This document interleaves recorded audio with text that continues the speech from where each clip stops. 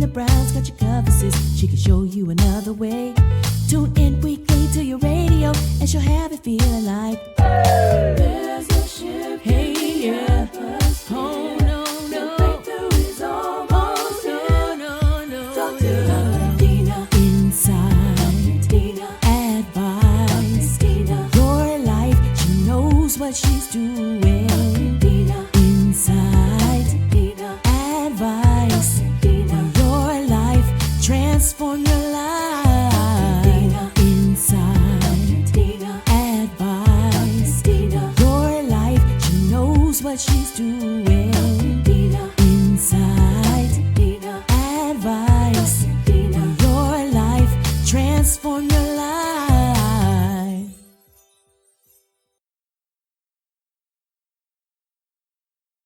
I can't even explain how excited I am, like right now, with today's guest on Walking Through Glass, the podcast. And as I was sharing with her earlier, it's like when you meet somebody and you instantly have a instantaneous like girlfriend crush, like I need to be her friend. I need her to be my friend. I need her to be my sister friend. I need to like totally just have more of her because she's so amazing.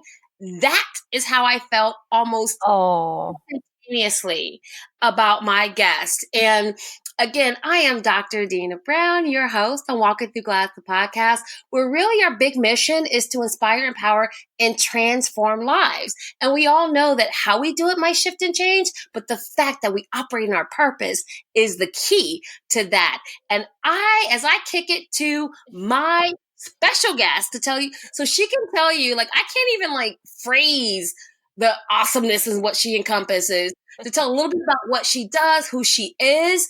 We're going to provide you with a conscious conversation today that is going to blow your mind. All right. I know she's ready. All right. Tell me who you are. So my name is Soulaima Gourani, and I'm Moroccan Danish. And I live in US now. I came to US 3 years ago. I live in Palo Alto, and I have been an entrepreneur since 2007. And I have dedicated my life to help women. And that's why I'm so excited to be on your show, because you feel the same passion for helping people. And I became an entrepreneur in 2007 because I was a mom to be. And while I was pregnant, I was actually laid off my job. I know it's not legal, but it happens. It happens to women every day. And I was the breadwinner. And for me, being laid off my job was a huge setback. I thought so.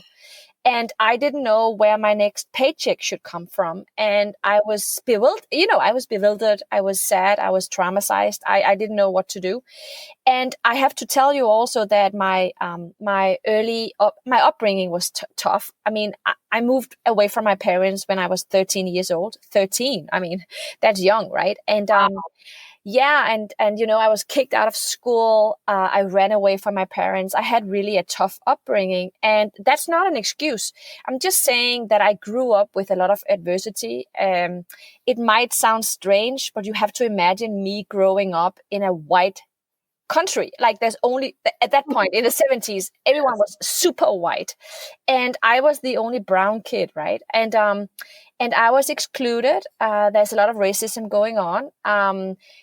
Kids were not allowed to play with me. My house was different. My dad was an Arab Muslim, and my mom was, who was she to marry a brown guy, right? So but the thing is, today I'm super thankful for that upbringing, because really what it did was to prepare me for the life that I'm having now. And that being said, I spent a fair amount of time writing books. I have written 3 books myself. My next one is out in September, but I have co-written 16 books, I think. I speak in 35 countries, and I'm on the board of NGOs and companies all over the world. So today I'm rewarded as being one one of the smartest, most brilliant business Say that. people in the world, not even in the world, alongside thinkers like the founder of IKEA or Mark Zuckerberg, and the list just goes on and on. And the thing is, how do I feel about this? I'm sure if I wouldn't mind being an asshole, sorry, I'm sure I could make much more money and I could probably be running, a tech company somewhere. But that's not my purpose. My passion in life is to help others. And I don't feel like a global thinker. I just feel like a global connected human being. And my upbringing and my adversity, not only as a woman, but as an immigrant, as a soul, at this time a breadwinner and a busy mom, I think so many millions of women and men, but millions of women out there are suffering for not having the tools, not having the community, not having the support. And you know what? If you think about it, who's successful? You don't need to be born rich, right? It helps, but that's not. But it's really people who have communities and support and a mentor. I didn't have any of all that, right? But I think I leave behind so many tools, and I share my amazing network with people all over the world, and I'm helping thousands of women every year just to take the next step, just to believe. That's really key what you just said. And you're talking about people who are rich, but they're not wealthy. And that your wealth, in that it's not about dollars and cents. No. It's your relationship capital. It's about your experiences that you bring to the table to help elevate not only yourself and others. And that is what's so powerful about you. But the thing is, I think a lot of people they are looking for money and wealth, money as such, and I think I understand. After moving to US, I really understand why money matters. Like, let me just make it clear: healthcare, universities, college, everything costs money here. So I understand why paycheck matters. But you know what? All research shows, everything shows that if you want to be successful, you need to exercise your happiness first. You simply need to feed your soul so that you can open up to all that creativity that you have inside yourself. Everyone has it, but we are not trained, or we don't have the tools to find out how to become the best version of ourselves. And it's so easy to blame, and it's so easy to shame on others who have a different skin color, or a different upbringing, or, some people are just more lucky than you are. And I was not born lucky, right? I was not. And so many other people are not being lucky either. But that's not going to hold us back, right, from being successful. No, not at all. And I also think that since it's 2019, did you realize it's only 6 months away until we are in 2020? Yeah, I think it's pretty awesome. And, it makes me think, how do I spend my time? Because there's just no way I'm going to be celebrating New Year's Eve 2020 without having clear, substantial, bold goals for myself and my life, right? So I think what I love so much about your show, and we met in Atlanta, right? And what I love so much about you is that you really, really serve the purpose of helping others. And thanks to technology, it's never been easier to be connected. I remember back, back in 2000, 2001, 2002, I really had to put on that lipstick, and I had to I had to go out and do all, you know so much about networking. I shouldn't be teaching you on this, but I had to go out really and do all those long dinners and meet people and go to conferences. I still do. But today it's never been easier to be a stay-at-home mom or just be a single parent and still run a global business. It is absolutely possible. I mean, shouldn't we salute that, and shouldn't we celebrate that? I mean, the future is so exciting and so positive for all of us who are used to be underdogs or underprivileged or whatever. If you have Wi-Fi, if you have but if you have the hunger, if you only have $20 per month you can spend on education. $20 a month will take you very, very far nowadays online, right? That's the library now, Mhm. virtually, and download free books Oh, without yeah. you don't even need Kindle. Not no shade towards Kindle or whatever else. Or Mm, you can actually download books mm, for free from your local libraries, or even if you're in a state, any of the state connected libraries. So the possibilities and the plausibilities are endless. As we said, as there's no excuse, to be honest with you, to not figure out a way to thrive, because it's really about strategy, and it's not necessarily going to just come to you. So first of all, I don't know how you grew up, but I grew up in the suburbs. And I grew up with absolutely no inspiration. My family was not inspirational. No one everyone I knew was like working in a factory. And there's nothing wrong said about hard working factory workers. My dad was one himself. I'm just saying there was just no one that I could be inspired by, right? And all the women I knew, they were spouses, and they never travel.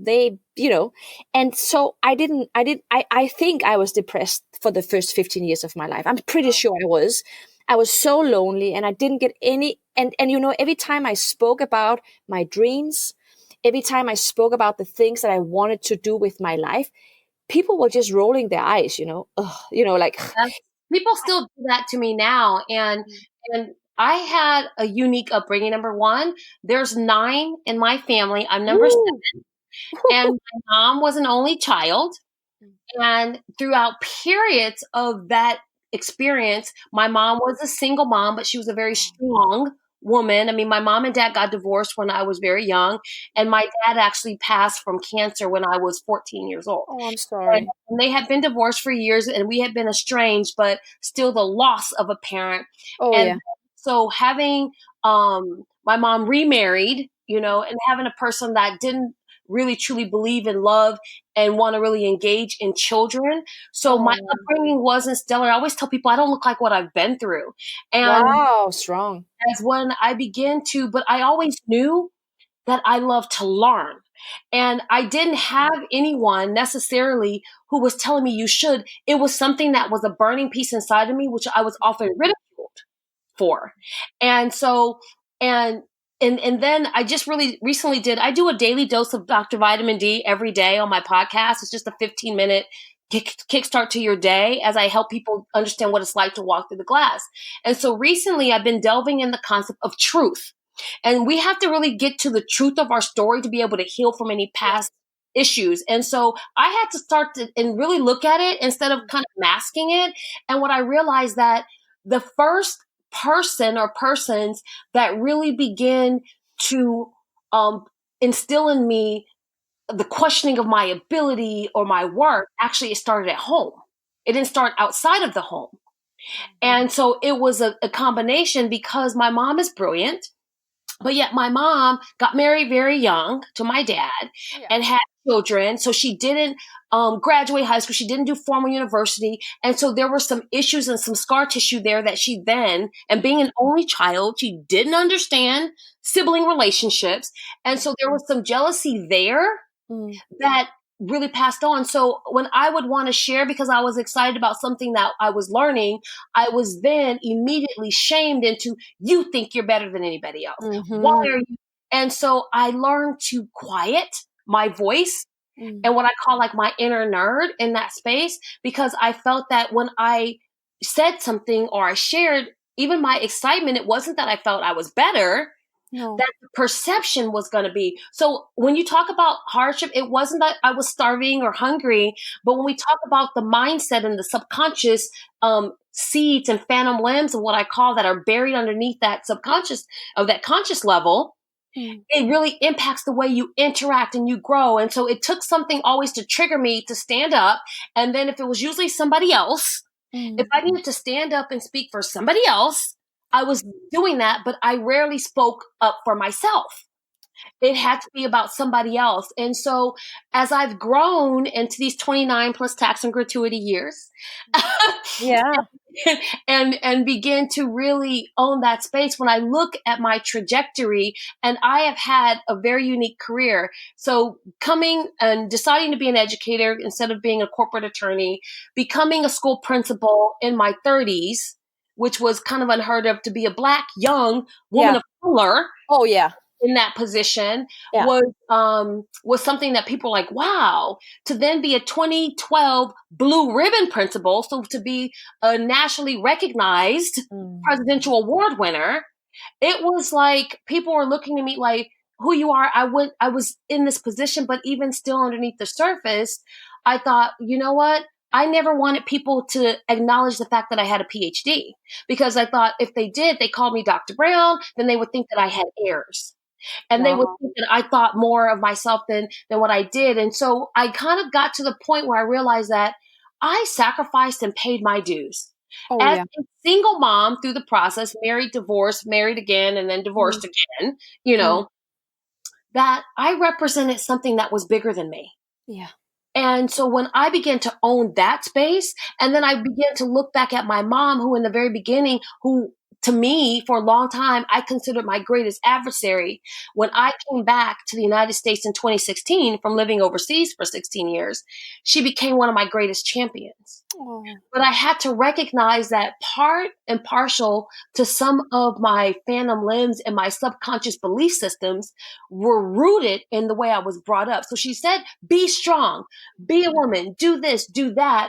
But also in the same vein, there were times when she beat at my subconscious, and she beat at my understanding and my belief systems about who I was because of who she was as a woman. So the relationship that we often have with women to women, and we understand, why do women feel so combative and competitive and so at odds? We have to sometimes think about, what were our relationships like with our mothers?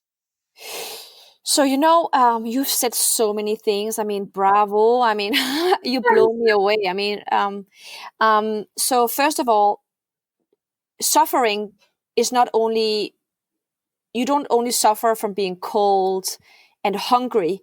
I believe that your soul can suffer if you don't get inspiration. So first of all, I recognize you were suffering. I know exactly how you feel. I could hide in my room for hours just with my books, right? And at that point of time, people were like, the kids at my age would like be smoking cigarettes and just hanging out in the streets, right? And so that's one thing that I recognize, that, suffering and traumas can happen just by living in an environment where no one is paying attention to the fact that you love learning. And so I get that. And to your question, to women and our relationship to our mothers, I've been angry with my mom for, 20 years. And I've had periods in my life where I didn't speak to her like 3-4 years in a row, many times. And I'm not proud of that. She's old. She's not well anymore. And I see her as often as possible. She lives in a different country. I call her every week. I do a lot of things. And I have come to peace with the fact that I have forgiven her. She didn't know better. Remember, how could she be a role model for me? She was struggling. She had the third child when she was 20, right? She's not educated, right? She hustled, right? Right. And she became abusive, and but the thing is, really, my mom did the best she could do with what she had. Yes. And honestly, I think if I didn't know this conversation would go this way, but I love you, that I admire you, and of course this conversation would go deep right away. I could have told myself that, but the thing is, we should really forgive our mothers. That's kind of what I'm trying to say. And you know why?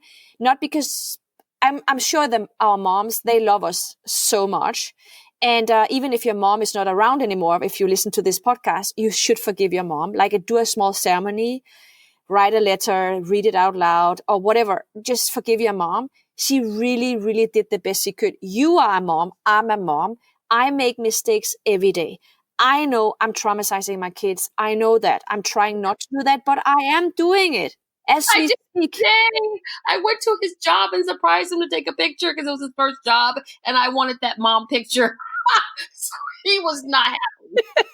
You see, so we're traumatizing our kids, and and also moms. I don't know about your mom, but my mom in my country, Denmark, where I grew up, it's a very progressive country. I know that, but honestly speaking, if you are a good woman, and if you have a good stable job, if you're not too ambitious, if you don't yell too much, and if you're not too ambitious, the likelihood of you being married is just much higher than if you are ambitious, right? I think this is a global thing, right? Ambitious women tend to be, at least they get divorced more often, and there's just a lot of things going on with ambitious women.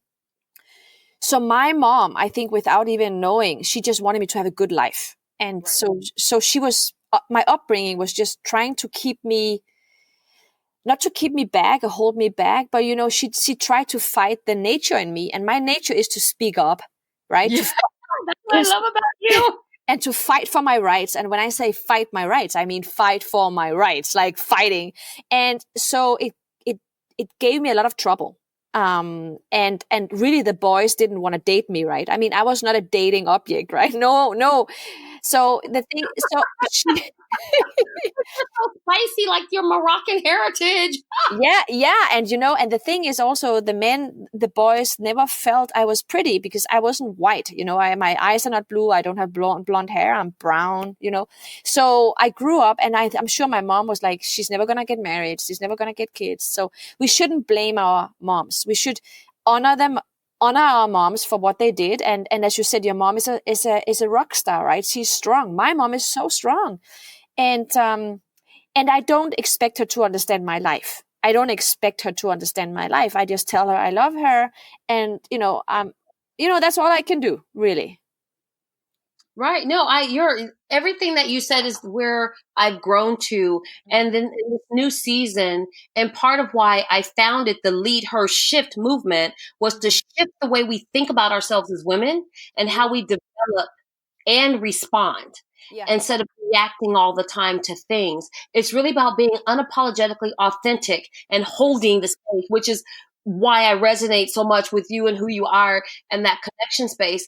And for me, what I realized that about my mom, because we talk now, we used to talk every day, and now we talk several times during the week just because of the schedule, is that I forgave her a long time ago, because one thing I truly understand is that I can't love who I am now if I hate everything that made me who I am. Amen. Yeah. And so you said it. Yeah, you said it. Everything that I've been through has prepared me for such a time as now. Mm-hmm. Even the shift 3 years ago from an international lifestyle of living overseas, traveling a lot, and living what I call with golden handcuffs in a position and a job that had power and purpose and a nice hefty paycheck, but really didn't fulfill my purpose. Yeah. And so I was dying from the inside out, and making that shift to going from having what I thought was everything to going to experiencing living with barely anything was traumatic. But I realized that all of that, and now this is the joke part you'll get. I used to go, like, is Ashton Kutcher like punking me somewhere? Am I like someone's going to jump out with cameras and say, not really your life? Because it had been so long since I had to make decisions whether, and again, getting a divorce and being a single mom, again,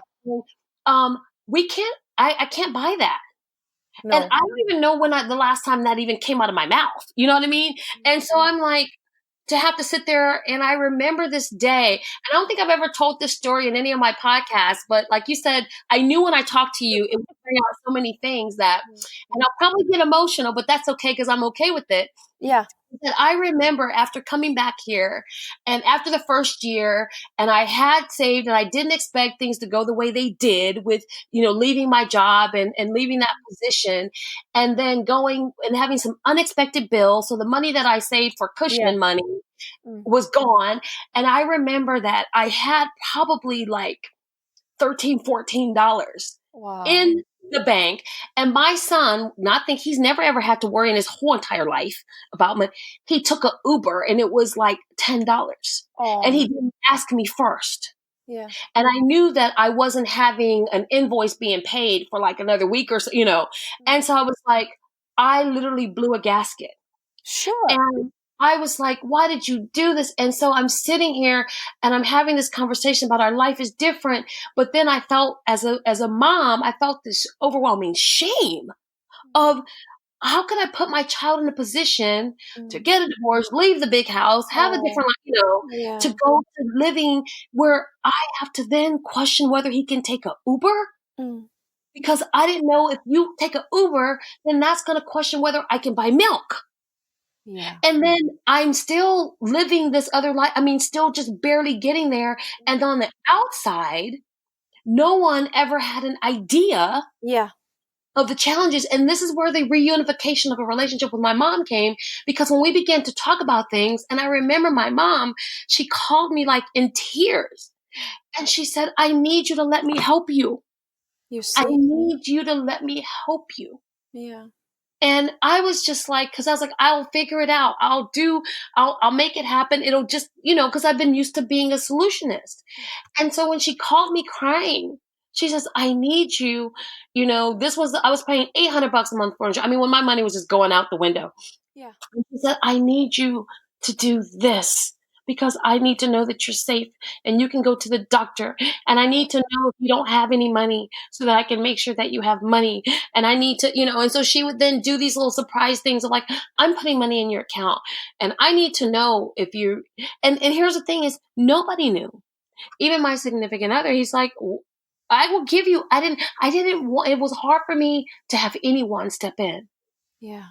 And provide support when I had learned that my mechanism was I was supposed to do this. So as a woman, as a mom, as a person that's supposed to be strong. But your story is, first of all, thank you for sharing. But your story is, this happens to women every day. And there's just a big difference about being broke and poor, right? And I think most of us listening to this podcast have been broke many times. I've lost my money several times. I've made them. I made money again, then I lost them. I made money, I lost them again. I know how it is to be ashamed and shameful. My parents, they went bankrupt completely twice when I was a child. So I know, we couldn't even, I couldn't take home friends because my dad was afraid that they would ask for lunch. We had nothing. And so I really understand where this is coming from as a mom myself, living the life that we do. I think about money quite a bit. And that was also why I said, paycheck matters. And that leads me to a different thing. By the way, there's nothing to be shameful about. Money is energy. Yes. Like anything else. And I think we need, so I'm not religious in that way that I think you can just sit down and think of making $1 million and the $1 million will just be in your bank account. Like I'm not about that at all. But I'm about, no, but some people say, just sit and think and then the money will appear. I hear you. I never made that work. I don't know how you do that, but with affirmations without action is just wishful thinking. So you can visualize and be in a positive state, but then you actually have to do something to get there. So your story made me think of two things. First of all, since you are such a strong woman, you are a proud woman, and your lifestyle before, maybe at that point you lost your ability. You didn't have the words to ask people for help. To ask people for help is actually a skill. I don't know where in our life we lose that ability, but I refused help, not even ask. I refused it. Not even didn't know how to ask. No, I get it. Yeah. I had always been the person. I'd always been the giver. I have always been the person that people come to because they needed help. I was the person that was the provider, the fixer, the callus to get you moving, to make sure I filled your cup. That was my job. I thought that was my role because I was the one that was the primary provider. I was the breadwinner in my prior marriage. I had been the person that reached out to my friends. I had literally had my friend's bank account and attached to mine to just wire money. I had been that person. Yeah. And so for me, when people say, well, what can I do for you? Nothing. I'm going to fix it. You see what I mean? Like, I just didn't want the help because I thought I need to be the one to do this. But there's a silver lining here because this taught you a lesson, right? It reconnected to your mom. It taught you to be sharing your story. I mean, at least you did it today. It taught you a very important lesson that you should take help. Ask for help and take help. Yeah. And there's nothing to embarrass about. And then there's a lesson more, and that is hey, girlfriends, we need to talk about our risk and how we can spread our risks. First of all, revenue streams, being paid what you deserve, understand money, learn to invest money, learn how to make money. Whether either, even if you don't like money and even if you feel money is bad and still you need to understand money and be paid what you're worth. It takes a mindset shift. Everything you're saying is true. And it took, like I said, I was in, and I liken it to that whole metamorphic transformation that the butterfly takes, is that I had to literally go through a transformation and I had to literally begin to shift, which is where the podcast comes from, my mindset comes from, the leadership movement comes from, is that when I got quiet and I began to really see, wait a minute, what in the world, And so when I began to do the inner work, I began to manifest a different outer result.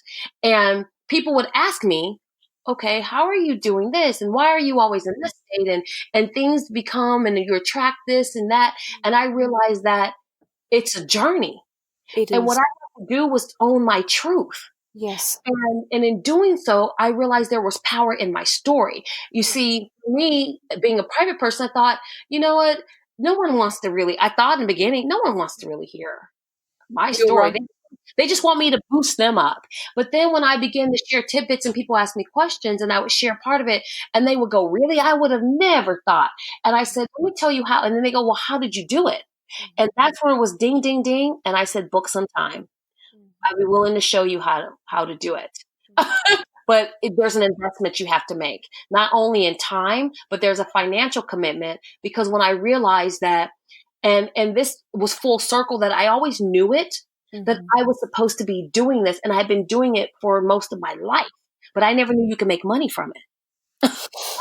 So, the thing is, whether you are religious or not, it is.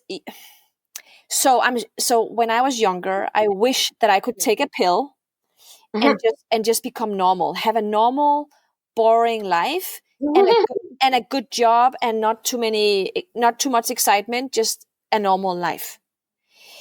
But life didn't give me that life, right? Somehow I'm supposed to be in pain, suffer, all those things that makes me an authentic writer and a great speaker, a motivational speaker on life design. But you know what? Your suffering, you are a channel for that suffering. Because listen, you're doing this podcast, you are motivating people every day, and this is paying off, and this will pay off. What we need to understand is that there's a lot of women and men like us who share and motivate and inspire others. But we need to understand how to turn that into some kind of business. I know that people are donating money for churches, and even some speakers gets money donated. We donate because we feel inspired by people or institutions. There's so many people like us who are, I don't know, different kinds of souls, maybe, I don't know. We need to make sure that this industry is recognized just the same way as a doctor. You have a PhD, but like doctors or lawyers or what, coming from the profession, it was hard in the beginning because being an educator, that I had been used to just giving beyond what I was compensated for. And so in order for people to understand that it's still a professional space, it takes a mind shift. I'm a firm believer. I am a woman of faith, and I know that purpose walk is partial to who and what I am, but also it really takes, as a man or woman thinketh. And I'm getting ready to kick off a course on that in a study of James Allen's book, a guided study on the book As a Man Thinketh, but as it applies to how we make decisions as women, is that It really deals with our mindset. Yeah.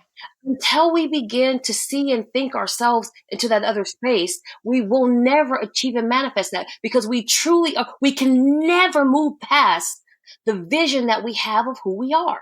We No. can't. We might reach a modicum of success, certain things, but when you wonder, why am I always hitting this space? Is because you then have to go pull back some layers and do some inner work, because there's some hidden belief systems that are there. But honestly, it is so much work. I still, to this very day, and I don't know if this is going to happen, but at least I'm being nominated as being one of the 50 most inspirational people on earth. I don't know. Yeah, but I don't know. I'll know in November. It's kind of getting the Nobel Prize for me, at least, right? Vote? How do I vote? How do I cast my time in my like put my voice in and say yes? I don't even know if you can vote for that. I think it's just something that is hit, it's a secret thing. But the thing is really, this is, I don't know if this is sad or if it's funny, but every single day, I don't know if you can resonate with this, but every single day when I wake up, I have to do a very profound and a lot of effort for me not to get back in my old habits and ways of thinking. Yes, you're my people. No, this is, and that's what Walking Through Glass, the daily dose of Dr. Vitamin D, that's how it started. Is really me sharing with you how today I am not trying to fall back into that mode. And here's the tip or the trick or that little bit of sunshine that I use not to get sunken into that cloudy abyss of darkness.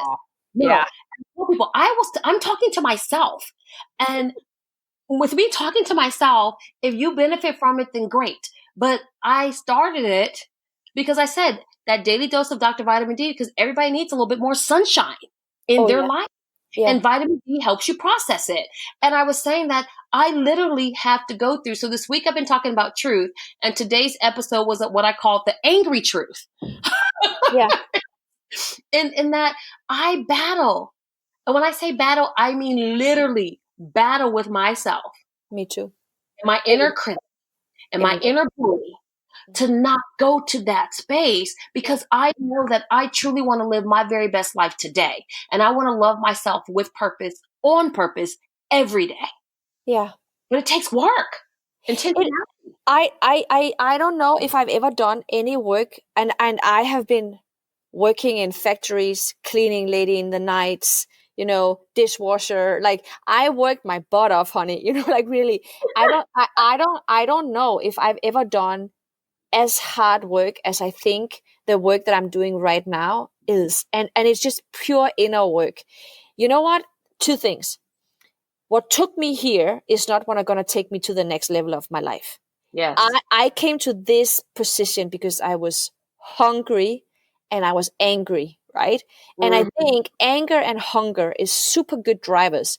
But very good catalyst. But at some point, they get destructive and they will destroy everything around you. So what took you here is not going to take you to the next level. That's number one. Number two, I think of myself as an alcoholic. I don't drink, but let me explain. I have to pay attention just as if I was an alcoholic. Since I'm not drinking, it's more my thoughts are as toxic as drinks. Does it make sense? Yes. No, it makes 1,000% sense.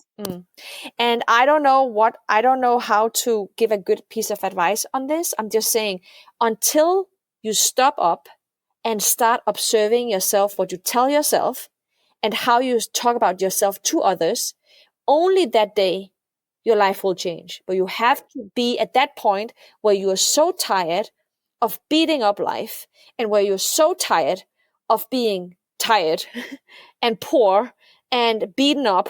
And, I'm not saying that you can completely change your life overnight. I mean, I recognize hardship. I recognize disease. I recognize, I recognize you can not just think you want to be successful and then you're going to be successful.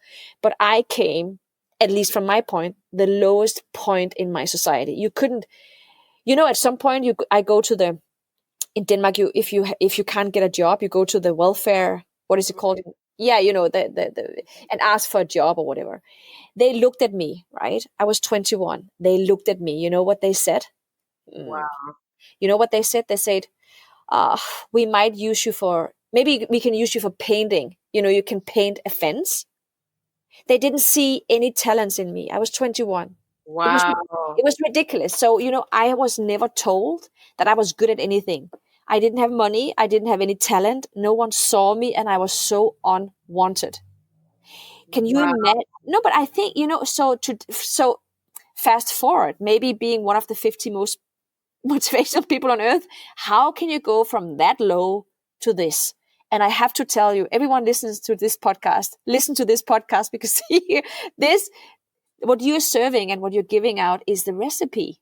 Yes. That 15 minutes, 10 minutes or 5 minutes or whatever people can afford of the time, every day, when you start your day or when I don't know, maybe in the end of the day, I don't care, but just once a day, make sure that you manifest positive things in your life. And gratitude is very important. And I know sometimes it's very difficult to feel gratitude because you don't have anything. You don't have a proper meal. You have you fight your kids. You disagree with your husband. You don't pay rent. There's a lot of things going on. You are overweight. You're tired. It's so many, no, but so many things like that really makes your life suffer, right? It's difficult to find something to be thankful for, but you can always find something to be thankful for. Even in your darkest moments, start being grateful for being able to breathe. That's very basic. No, you're 100% correct. And in my last book, the Mindful Leadership, 26 Affirmations to Activate the Intentional Leader Within You, which is available on Amazon, what I did at the end is we put in a gratitude journal. And I tell people all the time, and I tell clients and people that I work with, whether it's on a corporate level or one-to-one basis, I said it's very difficult to be grumpy and gracious at the same time. And I said, when I feel that little poke of when I'm getting ready to start having a super pity party. Now, here's what I do. Now, here's another piece of the recipe puzzle, is that sometimes I recognize I am human and I am fallible, but I use my phone and my alarms for purpose. And I'll say, you have 5 minutes to be totally irrational and just as stupid as you want to get about the situation. 5 minutes. I set the timer, right? But by the time the 5 minutes is up, I'm kind of laughing at myself that I literally set the timer for me to be grumpy, And so then I start saying, what am I grateful for? I'm grateful that I woke up, some people didn't. I'm grateful that, I might not have everything that I want, but I have what I need, and I could go to the refrigerator and turn the light. And so I literally start going to what people might think are micro things, but many of us are only 1 or 2 paychecks from being homeless. Yeah. And that keeping that in mind is that I have a lot to be grateful for.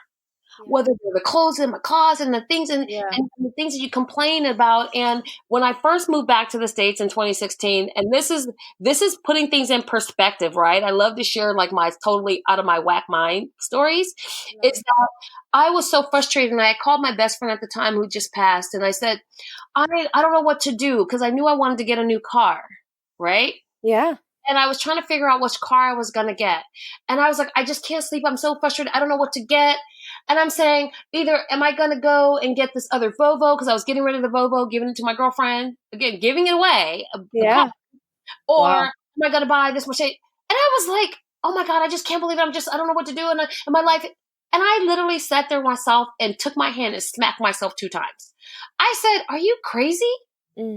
These are not even first world problems. These are just really just out of your mind problems.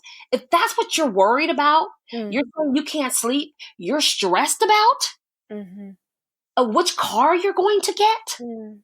And you're not talking about food people can't eat. Have you lost your mind? So this is what I'm actually like saying to myself. And I just said, okay, I'm going to need you to do better, because you've lost perspective. And I need you to kind of go back and get quiet and really gain perspective, because somewhere along the way, you got twisted. And so I have those conscious conversations with myself, and I reflect often on that, because we can get, like you said, when I say every day, I tell people, they go, oh, you're so happy, you're so positive. I said, because it's a choice.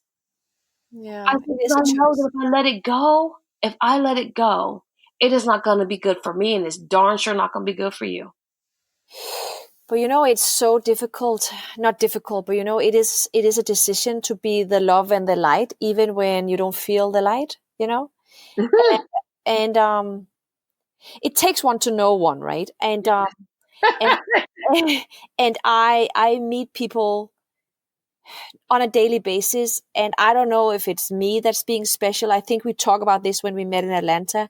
When I walk into a room or when I walk into a meeting, I don't I don't know why, but I feel people's energy. I feel their suffering. I Yes. I Very feel I intuitive. feel the level of worry. I feel the anxiety, and there's nothing. It's not like I'm judgmental. I'm just saying when I walk into a room, I don't know why I pick up all those emotions, and for some reason, the creator or my mom or whoever gave me those abilities, I need to do something with them, right? And that's why you and I, we don't belong in an office, right? You and I don't belong in long, boring conferences, and we it's you know, Ryan starters.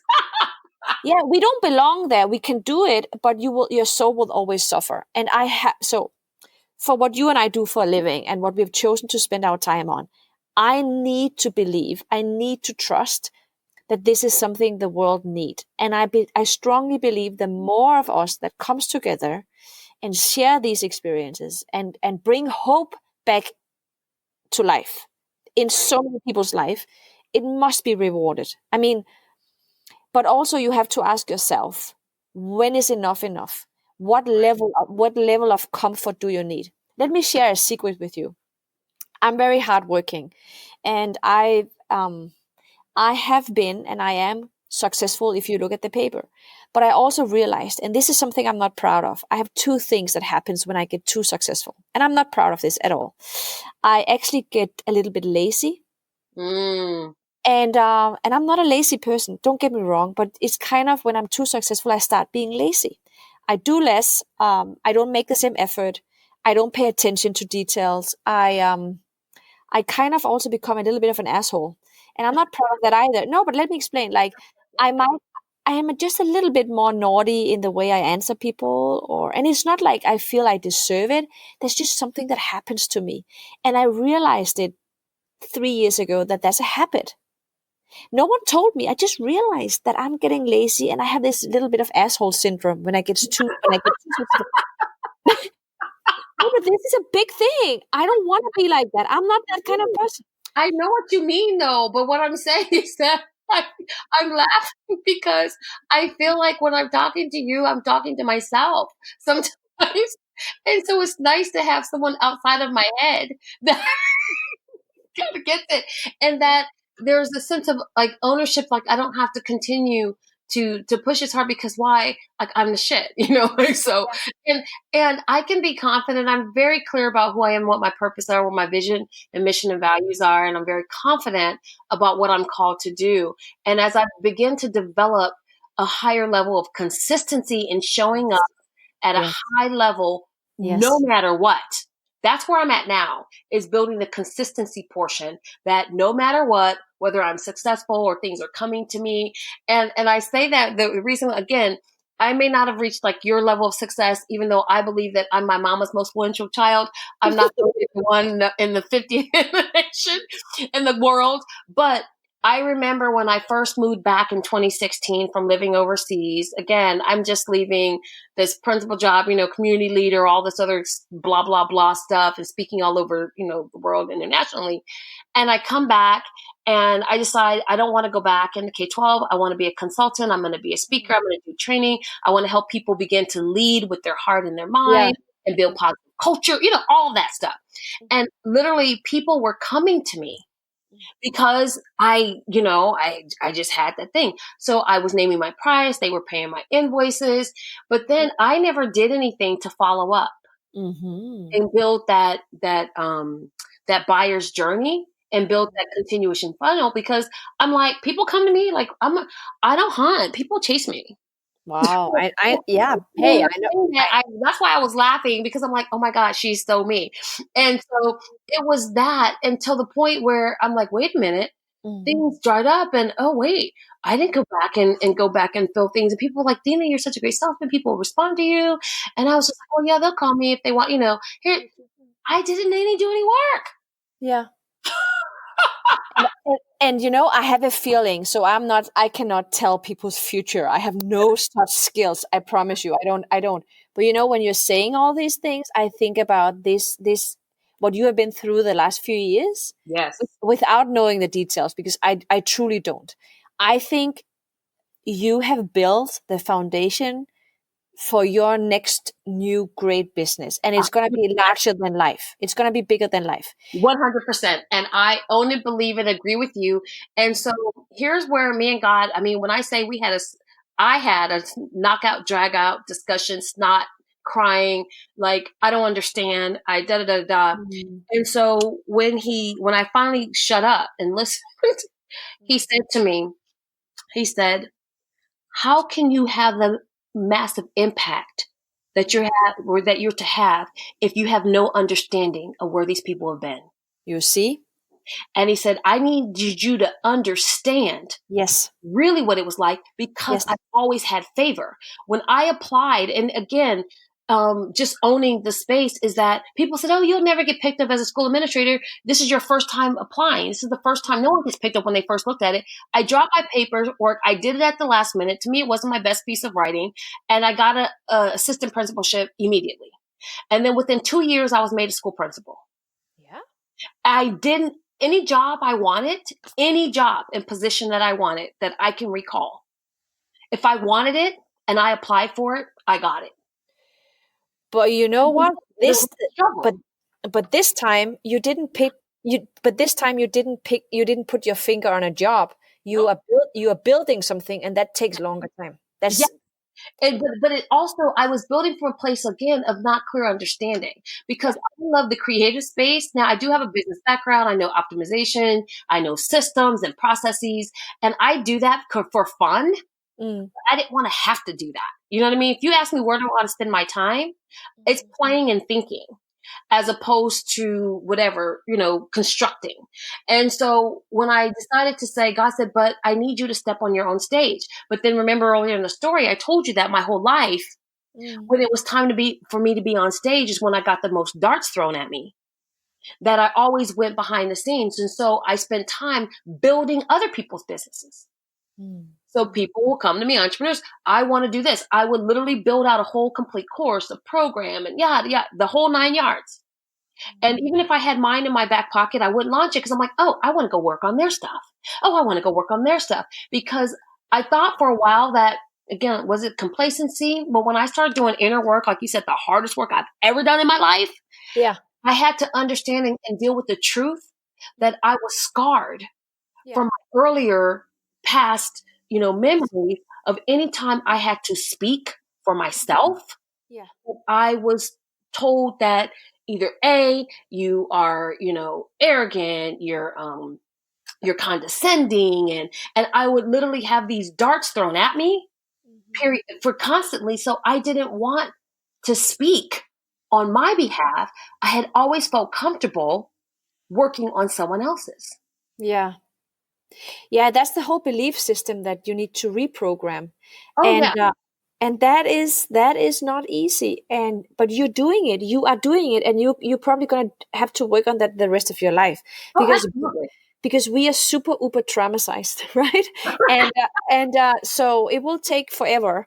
But meanwhile, you are building a business, inspiring others to trust, and to dare going with you on their own journey. And I think that's a very noble job. I mean, it's not even a job, it's a life, right? It's right. And I think in a way, I think it is the most important job in the world right now, and that is to inspire more people to do good in the world, and to stop living someone else's life. Too many people are living through their egos. As you know, I live in Palo Alto, and it's the wealthiest place, I think, in US, and we live in a very expensive street. Probably the most expensive street. And don't worry, we don't have a mansion or anything. But it's also a place where people are super depressed, right? and I don't get it, because they're wealthy and they're beautiful. I mean, what on earth do they complain about? But they're we have a high suicide rate and depression rate, and we moved here 1 year ago, and we are a very happy family. You know, my husband is Danish; they are the happiest people on earth. So you know, we have a very high happiness index in our family, and I told the kids, you know, from day one, don't compete and don't compare, you know, Right. because nothing good comes out of comparing our life with our neighbor. We don't have a private jet. We don't have 3 nannies. We don't have all those things, right? And you know, they see us, and I'm speaking to you as a mom. They see how we built, how we hustle, how we struggle. We are building a new startup in US, right? I left what we had to start over again in US, and I have to say again, regardless your political stand, viewpoints, or whatever, this nation is by far. This is my fourth time I'm an immigrant. This is the best country in the world. I mean, I'm so humbled by being here, and I'm so extremely proud of being led into this country, great nation. I love US. But you know what? We came here to build and start over again, completely all over again. And I'm 40, I'm turning 44. I'm not 20 anymore, right? It's just harder. You don't have the same energy. You don't have the same grit, right? So everything is more difficult. But I really enjoy the process. I am so proud. My kids are 9 and he's 11, right? So 9 and 11, and they see how we trust doing something we have never done before. They see we dare to be amateurs again in our own life. They see all that. And you know what? I give them something that is so important as a mom. I give them a very high respect for hard work. Mm. And I think you do the same. And a lot of your listeners, I'm sure they do the same. And we have to stop competing and comparing ourselves to others. Right. Build your own unique life like you are doing. You are designing your own job. Yeah. You are designing how you're going to live your life, and you're designing the way you're going to be paid or rewarded for your work or your thinking, or however we should put it. And the moment we start comparing and competing, that's really where we set our souls free. We are so limited. What is a real job? What does it mean to be successful? I go to bed every night and I measure my happiness, right? I mean, am I happy? And I'm very thankful for, I don't use the word luck because I don't believe in luck. I don't even believe in luck in love, right? I'm not lucky to have the husband I have. I worked hard to have this relationship. I worked hard to get him and make sure that we're going to be compatible and work and build a great, happy family. Yeah, it's not luck, you know. When people say, "Oh, you're so lucky, you have such a great husband," I'm like, "That's not luck." But uh, but you know, I feel lucky in I feel lucky in terms of that I'm alive, right? That's pure luck, you know. I don't know how many you compete with when your mom is being pregnant with you, but that's a lot of competition going on there. So I'm lucky to be here. But my life, I built it upon a strategy, inspiration from smart people like you, right? And then I trusted the process. And I think if you do that, you can achieve any goal in your life, you know. But you know what makes me sad? I meet people who are extremely successful. They have everything you can ask for, and they're still unhappy. And that's because they're chasing something that you cannot buy or cannot be achieved in this lifetime. Or I don't know. How can you be that unhappy when you have everything? You have health, you I have mean, look wealth. what's happening to Kate Spade and Anthony Bourdain, and everybody's idolizing this, but they don't really know the truth. And what I always share with individuals and through my podcast and speaking, and as I begin to really share more of my story, is that we have what I call phantom limbs.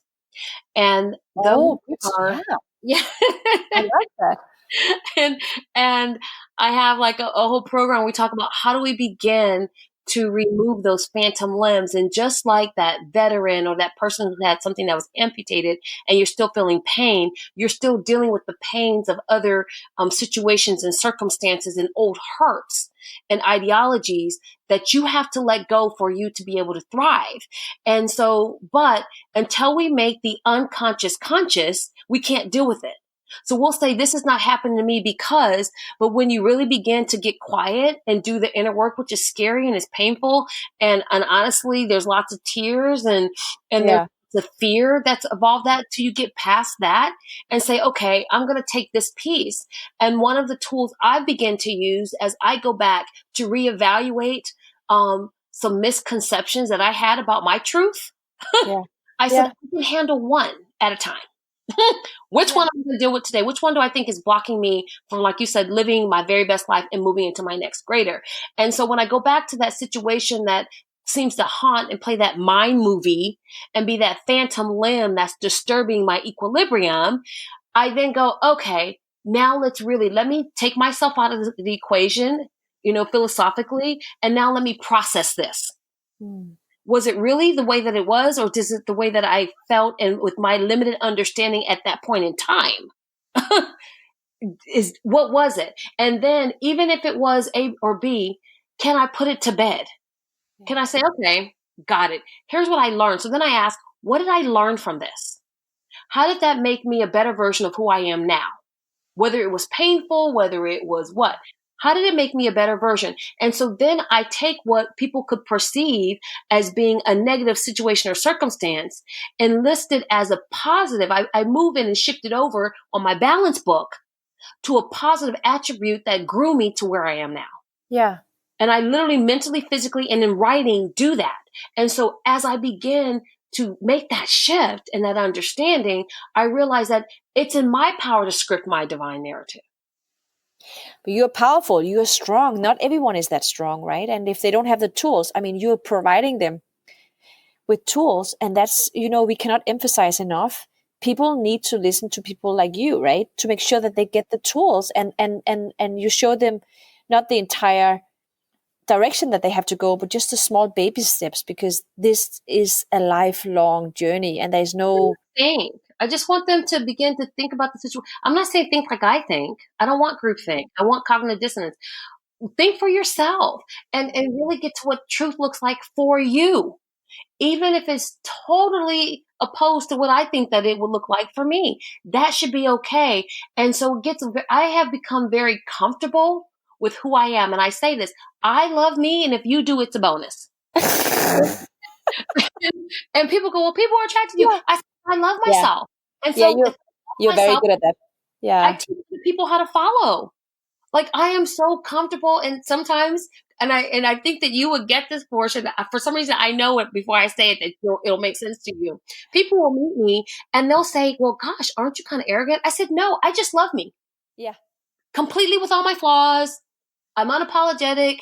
I will say yes to me before I say no to you, because if I say yes to me, that means I have more of me to offer you later. Yeah. And so I said, I have gotten, and it took me, I'm 47 years old. It took me 47 years to grow to this level of confidence, and I'm still growing, and I am not going backwards for anybody. No, and this is something every woman, men, I'm not a man, so I don't know that, but most women I know find it, I don't know why, difficult to say no, and they start pleasing other people before they please themselves. Yeah. Why is that? Why are we doing this to ourselves? I just wrote an article about that, a little blurb for that. And the fact is that we've been conditioned and pre-programmed that to feel shame, or that it wasn't the Christian duty because you're supposed to put others first. And so depending on your doctrine, your upbringing, and your home life, and then what you read and see from school books to media and everything that you're bombarded with, all the noise and all the things. That's why you got to be very careful about what you listen to, what you read, and who you surround yourself with. And when we were growing up, and I'm a nerd, just a fabulous one. So I really get and study a lot of neuroscience.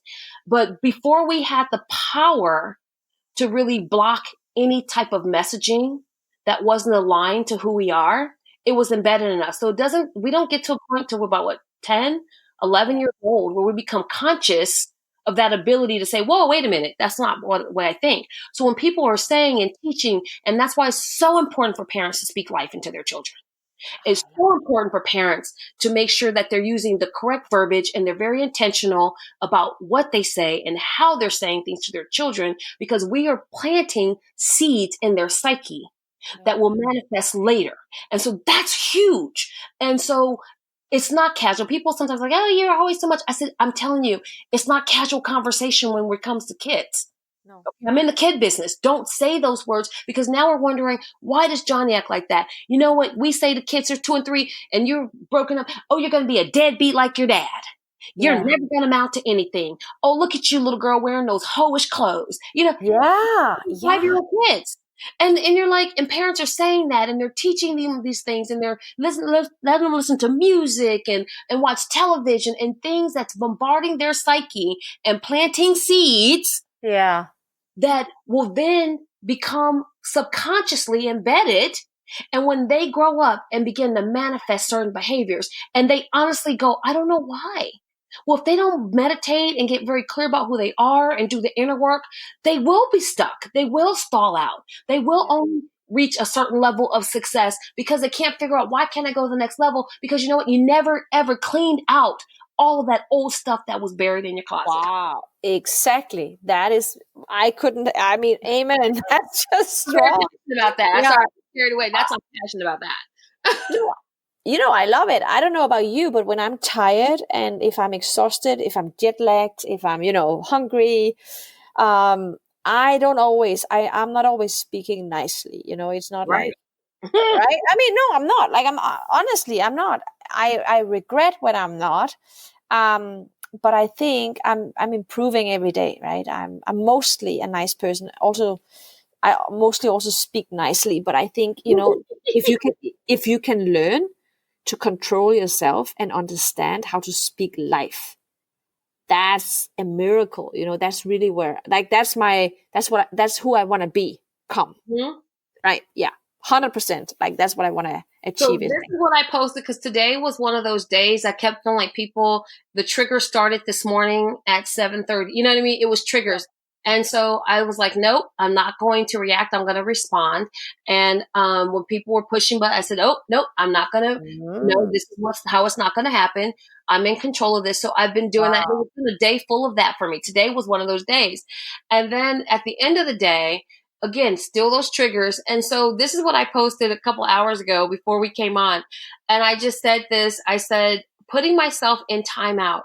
You will thank me later, because silence and solitude is my refuge. I'm exhaling fire right now. And so I don't want to pour that into anybody's spirit, because my mission, my purpose in life is to inspire, empower, and transform lives.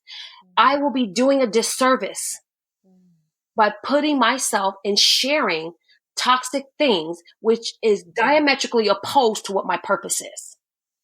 So I have learned to shut up. Wow. That demands a lot of self-control, I have to say. And nowadays you have social media.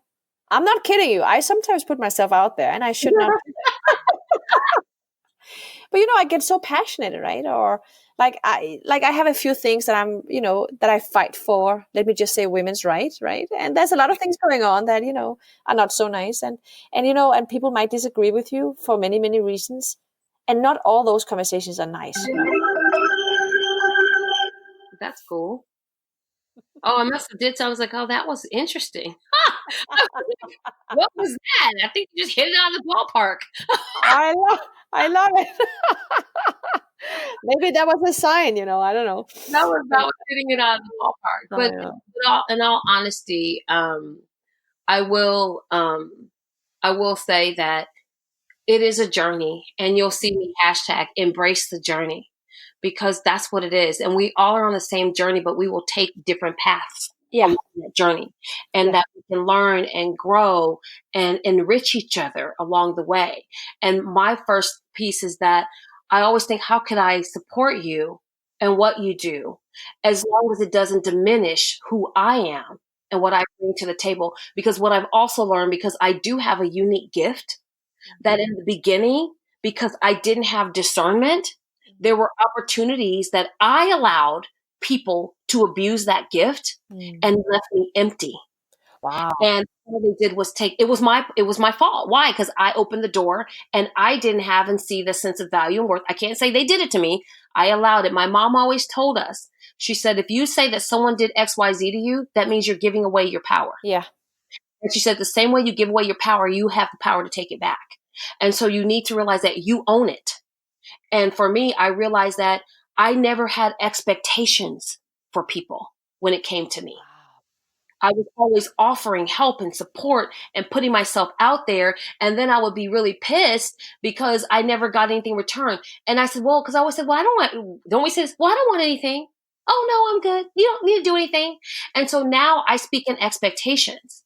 And the expectations aren't necessarily financial gains. And I'll give you an example because of my strategic coaching ability that I realized, again, these were things that I was doing.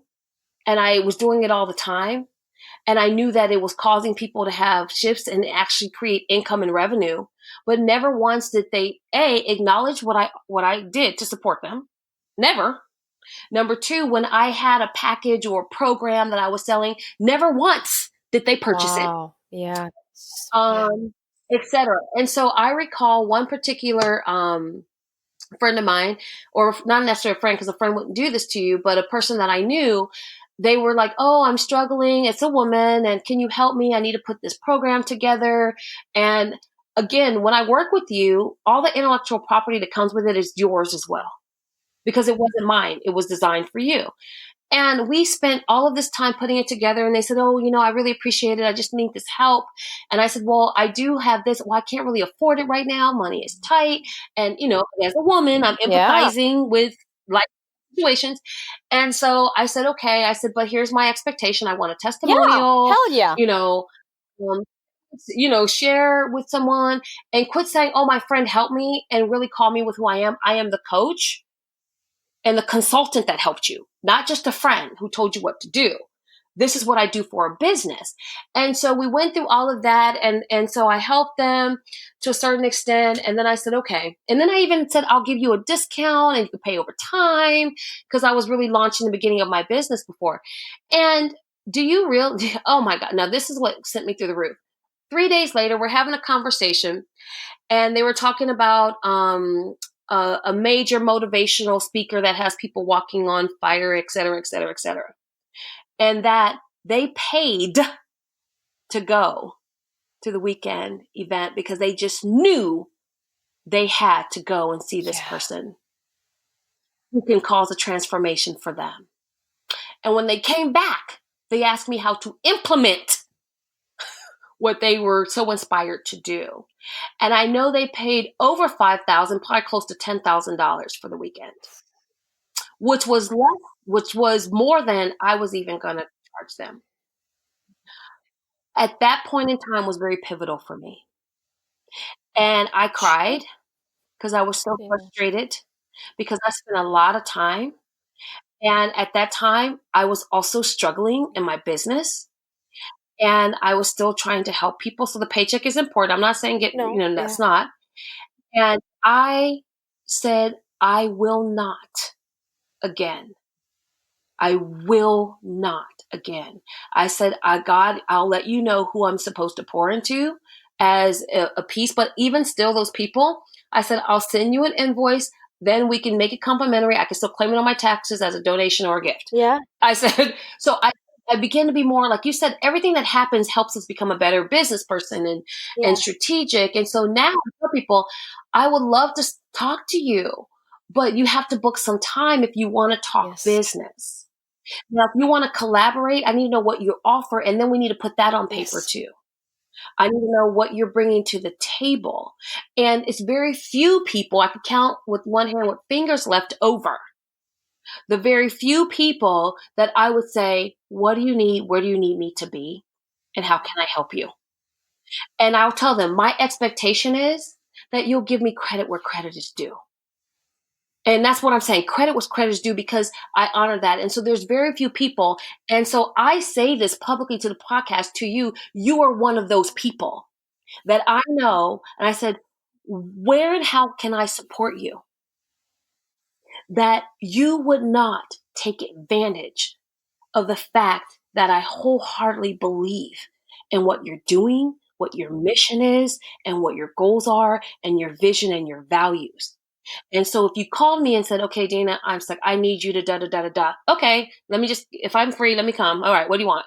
Do you need me to pass tickets out, hand people bags? What do you want? You know what I mean? And then I also know that if an opportunity presented itself where that there was an opportunity for me to, again, realize that there is, whether it's a relationship capital benefit or financial capital, like, oh, let me recommend this person. Here's the person that I know. So I knew that instinctively when I met you. Yeah, likewise. And that's also why we're having this conversation, right? It takes one to know one. And you know, when I meet a woman or really a person who has been through so many things like you have been and is reflected to that, like you are so reflected and you did a lot of thinking. It's very clear, right?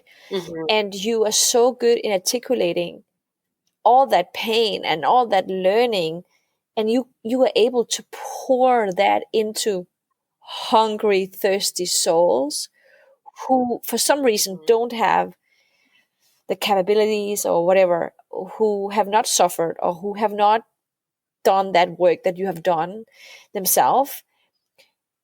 When you meet someone like that, like when I met you, I was like, no, but it was a confirmation for me that time is right now for us to stand together and stop, to start lifting people up, because there's a global suffering going on that is beyond anything we've seen before.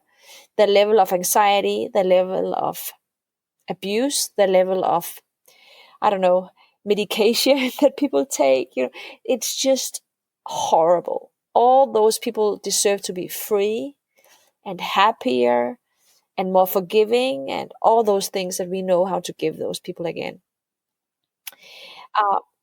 Yeah, it's time. I mean, we're building a movement here, right? And yeah, Absolutely. That's why I said it's more, and I actually begin to add another piece to the byline piece. That's that the leadership movement is more than a movement, it's a mindset. Because I don't want you just to shift and take action to go to the next place. I want you to begin to really reframe your thinking and re-engineer thought processes so that you can truly see yourself in all of your glory in the midst of your trials and tribulations, in the midst of struggle, in the midst of what someone is saying about you. And to me, that's where real authenticity takes place, is when you can love yourself knowing that you are imperfect and that you are perfectly flawed. yes, there's nothing I can add to that. It's perfect. It's like it's just and also back to what you were saying about people not willing to pay for what you give them. Right. I've been struggling. So I've always had different revenue streams. A good amount of my money came from speaking, corporate speaking, and they pay. It's just very simple. You pay, they pay. You show up, they pay. It's just and that was a substantial way of my earnings for many, many years. It was actually the easiest way for me to be a mom, was to be a speaker, even though that I had to speak and jump on the flight so much. I was traveling sometimes 3-4 days a week.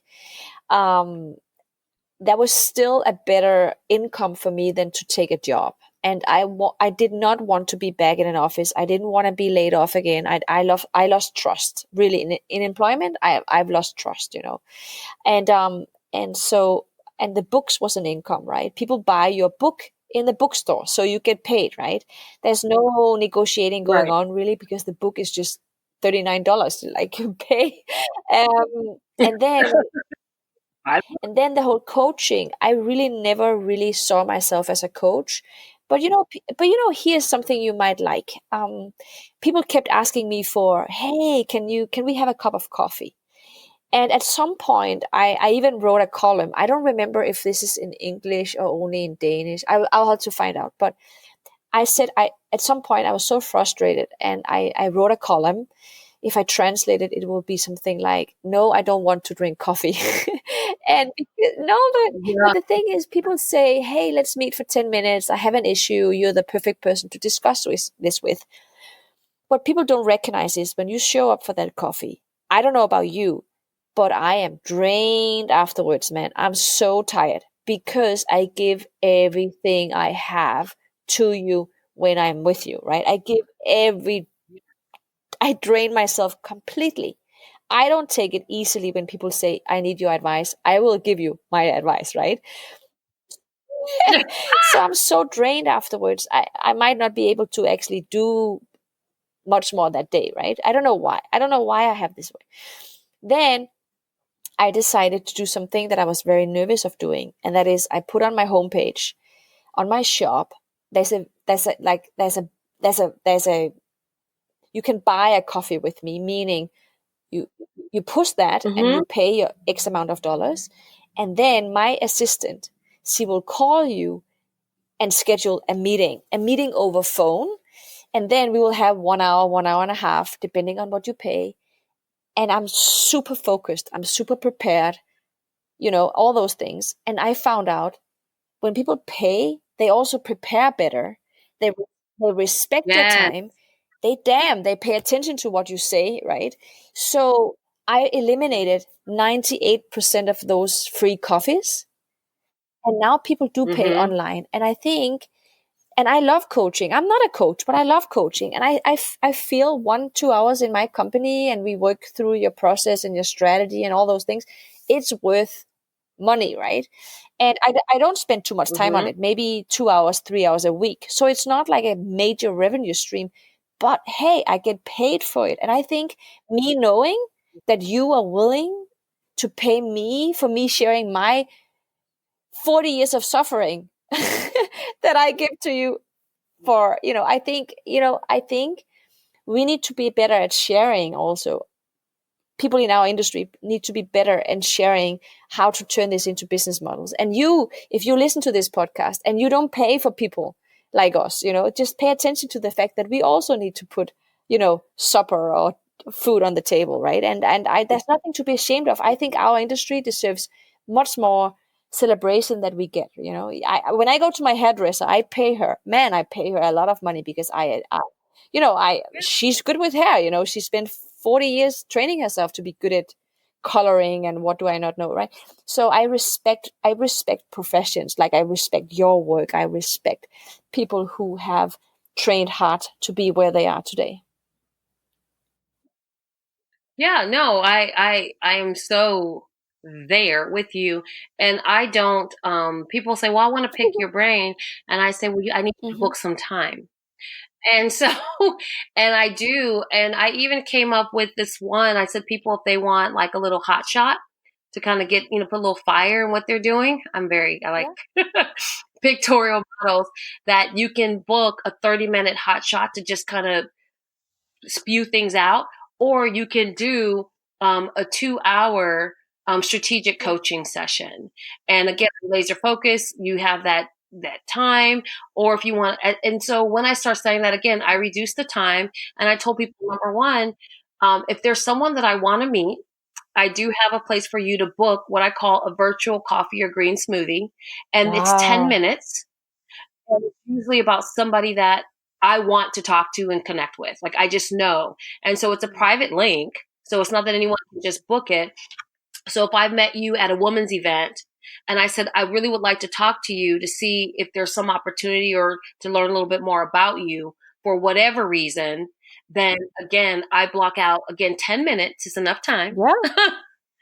To see that. And so those were complimentary, but anything more than 10 minutes, and it was only certain days and only certain times to do that. And it's usually like 6 a.m. in the morning, our time, and not in the course of the middle of the day with your income pieces. But I started sharing with people, if you want to pick my brain or you want me, quote unquote, mentor you. I need a mentor. I said, I'm sorry, I don't have any openings right now for a mentor. I do organizational mentoring, like with certain groups or nonprofits I work with, but I don't do individual mentors, and I don't need another accountability partner. I love it. No, you know what? I love it. You took it even like 3 steps further than what I did. And I'm so inspired by what you're saying. And so here's something that is also kind of private and personal, but I think it's worth sharing. After being a speaker for so many years, every time you speak from a stage, I give my audience everything, right? And I actually think I developed a little bit of post-traumatic stress afterwards. Like my skin was so thin afterwards after being no, but a full-time No. speaker, Don't get me wrong, I love what I do, but I needed a break a few years ago, and that's why we moved to US and we started all over again and did something else. But the thing is, I love the fact that you actually kind of put that into system, the networking into systems. You put things online.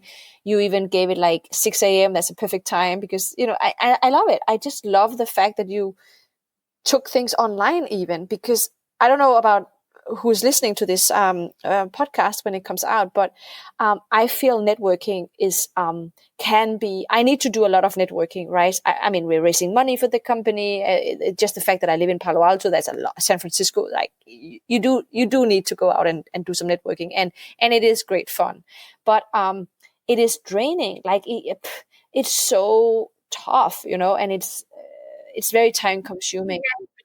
I'm very strategic about it. And when I first started and was like, okay, it's time to be a business, person, they say, oh, you got to network. And I realized that I was networking from 7 in the morning from the breakfast meeting all the way to 9 p.m. at night. And I thought, when do I have time to even work in my business? And because of my unique gifts, what I found after I did again, although I love like the other social piece, I'm very strategic and I started to map out and collect the data of where my time was going. And I realized I was having 2-hour connections and one-to-one coffees and meet and greets. Why? I started getting so many requests. Well, what was happening, and you'll get a kick out I of love this it. one. Yeah, bring it on, bring it on. Here's what it was. Because when I hear people talk, in my head, I create solutions and roadmaps Yeah. and strategies. So when people left that meeting, they literally had a roadmap for business. So I was having 2 and 3 hour coffee dates and lunches. And for the cost, and some people picked up the lunch, Yeah, I some know people that. They didn't. don't sometimes. Yeah. They walked away. I mean, literally on the napkin, because my brain would just start working like a hamster in a wheel. And I would start writing things down. And here. Here's 1, 2, 3, 4. You want a course? Here's the names of the course. Here's the section, subsidiaries. Here's how I would literally put the whole piece Unbelievable. together for them before they Unbelievable. left. And so then they would tell somebody else. Unbelievable. And nobody was hiring Unbelievable. me. And I said, holy cow, what kind of crack am I on? But it was fun for me. Here's the thing is it's fun for me. I was like, oh, this is fun. I love doing this. I've been doing this my whole life. This is fun. yeah. It's unbelievable, right? I mean, you are very special, have special talents. But I also think millions of people in our industry, and when I say our industry, is like self-development, coaching, improvement industry. It's a big industry, and in the US it's unbelievably big. I think the moment that we start taking things online, that's really where we can impact and improve more people's life. I honor the fact that when we sit with a person or when we have lunch, I'm the same. Like blah, blah, blah, blah. I give a plan, I inspire, and all that. But I found out by here's the fun fact. We moved from Denmark to Texas, and I don't know who moved to Texas, but we did, and we actually loved it in Texas. We loved it, and we spent 2 years in Texas. But Texas is Texas, and I spent so much time at the airport traveling, to other states in US and outside US.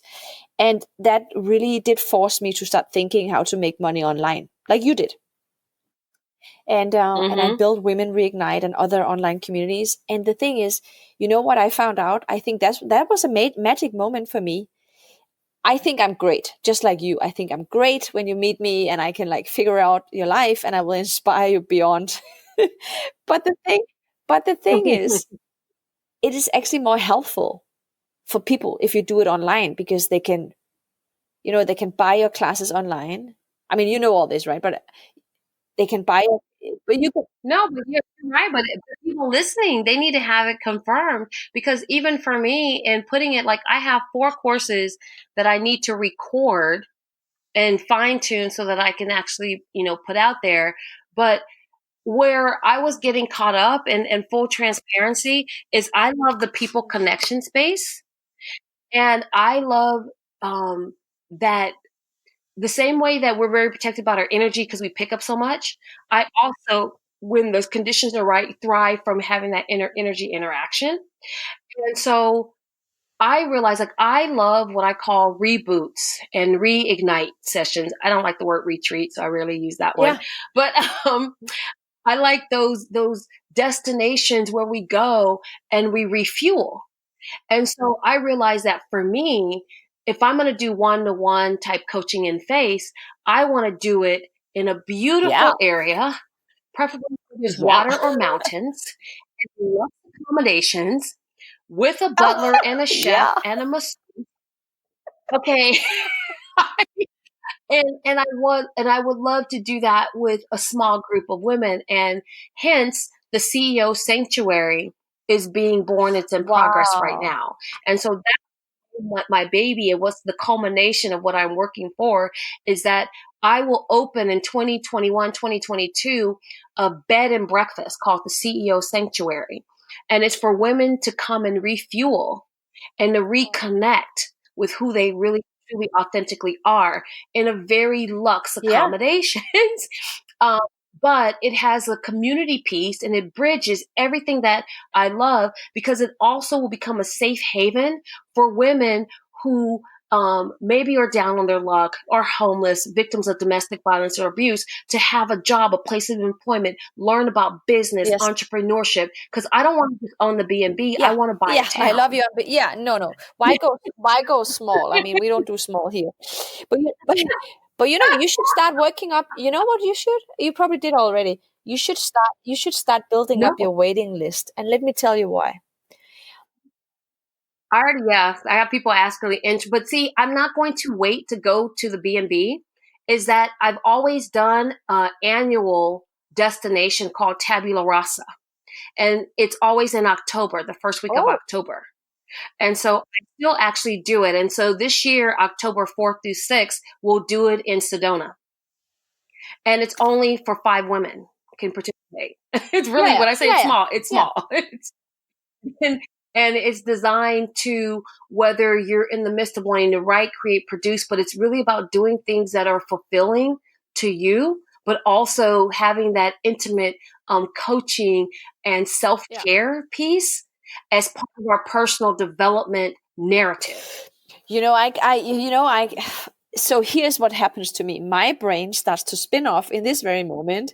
How you can build this into online masterclasses, how you can, build waiting list, how you can raise money based on your waiting list. I'm just like you, it spins off with my brain, like how you can, but you know what to do. You have every single answer inside yourself. That's a good thing, right? You know what you need to do. You have your master plan. You know what steps you have to, baby steps or whatever, milestones you have to go through. You know all this. You know what I think is my biggest issue? I need to stay focused. I don't know about you, but I get tempted so often. Every day there's something new, exciting, things I could do too.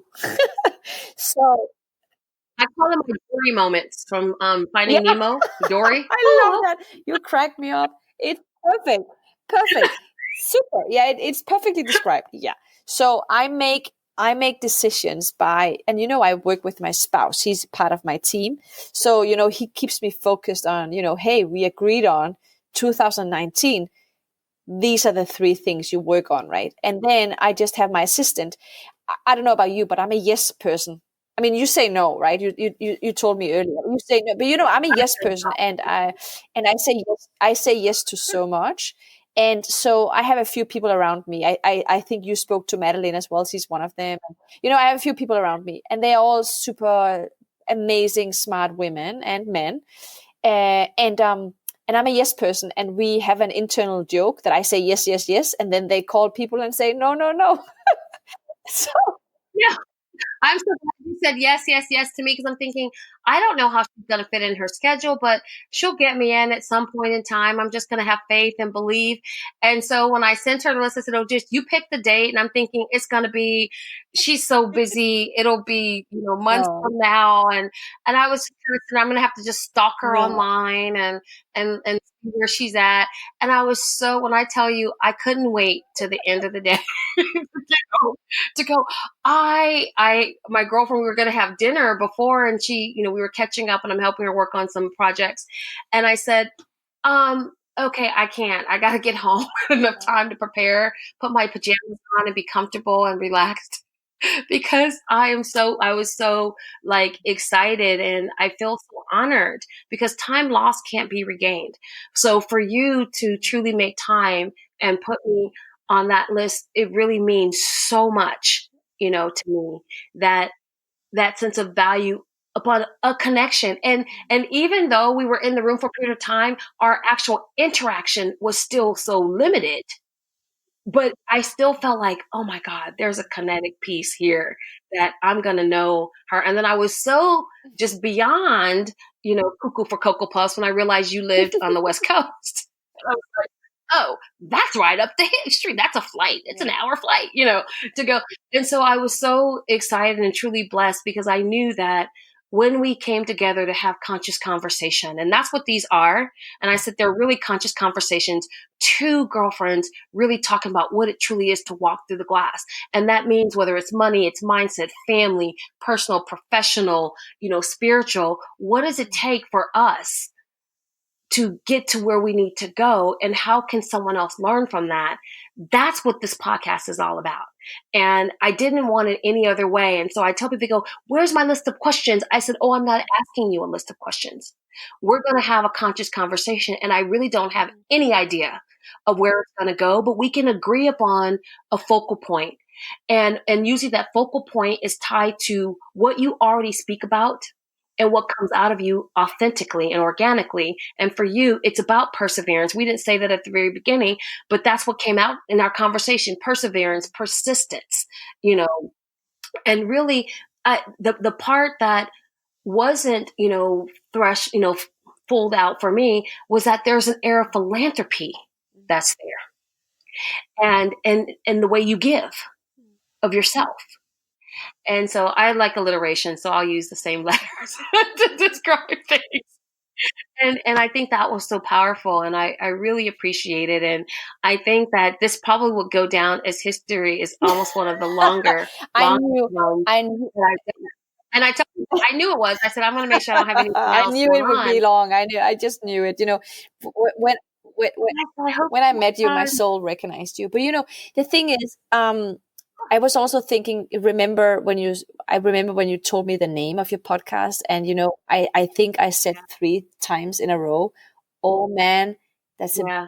brilliant title." Like I have never. I have never been. I do maybe one podcast a week or something. I don't know. But the thing is, I've never in my entire life met anyone with a cooler name for a podcast. Like that's one thing. I really absolutely love it, and I mean really. Secondly, I think so. I've been to Japan, and I love the Japanese culture. Not for everything, but a few things I really love about the Japanese culture. And your podcast really reminded me of something that I need to tell you before you probably about to say, oh, it's time to stop. No, you can talk. You can keep But talking. in the Japanese culture, if they have a very expensive china vase or plate or whatever, Go right? ahead. If it breaks, right, Mm-hmm. and then they will glue it together again, and they glue it with the gold glue, so that you can actually see all the broken parts, how they have been glued together again, and you will have a new but broken vase, right, or plate. But you can see how they glued it together with gold. I don't know if it makes sense, but so you have this broken glass that is fixed again, but you can see how it has been fixed, and they don't try to hide the fact that it has been broken, right? They just glue it together, but with gold, so that every single piece glued together is visible, right? And I think that is how I like to think about myself. That is, I'm perfectly broken, and I'm just glued together with its gold instead, and every single broken piece has been set to get put together again, just in a perfectly fine. But I'm broken, right? And I'm broken, and I'm so proud of that. And so when you asked me to join the podcast, and the reason why I was on the shoulders of Madeline and Louise or whatever who you talk to, on my team's shoulder was like, I want to do this podcast. I mean, just you, of course, but also the title. Like it resonates so much with me, and I hope that everyone who listens to our conversations, first of all, trust that you can meet someone randomly, right? That will inspire you forever. And so just don't hesitate, right? I mean, we are so afraid of new relations or whatever, but don't hesitate if you meet someone that, can teach you something. Secondly, the conversation that really matters are the one where we are authentic and don't hide. And thirdly, you can learn from anyone. And at no point of time in this conversation, I felt that I was more accomplished than you at all. Honestly speaking, I'm just truly humbled and honored by the fact that you invited me on your show. That's really how I feel. So just to make sure that you don't feel like that you should be honored. It's the other way around. Really, I am. The mutual respect, and I'm going to say something you probably will cry, because I almost want to break into tears. One of my first, when I became an international bestselling author, I worked on an anthology, and Lisa Nichols endorsed it, Susie Carter, gave her blessings. My contribution, but the title of my piece was called Kintsugi, the art of being beautifully broken. I have goosebumps, truth bombs. Oh my God. So I will send you. The book's called Extraordinary Lives, and if I find another copy, I'll send you.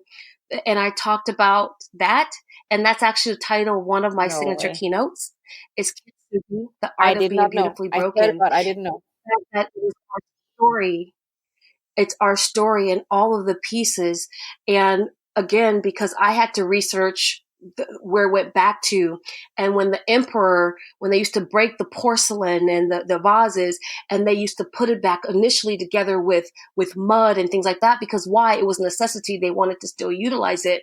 But then there was an artisan that came and said, why don't we make this beautiful? And so they began to use gold and silver and precious stones to be able to fill it in and say that we are the sum total of those experiences, but it's the cracks. It's all of our trials, our tribulations, and our life experiences that make us beautiful, and there's nothing to hide. And so I had a piece of hand-painted china from when I came from Korea. I lived in Asia for 8 years.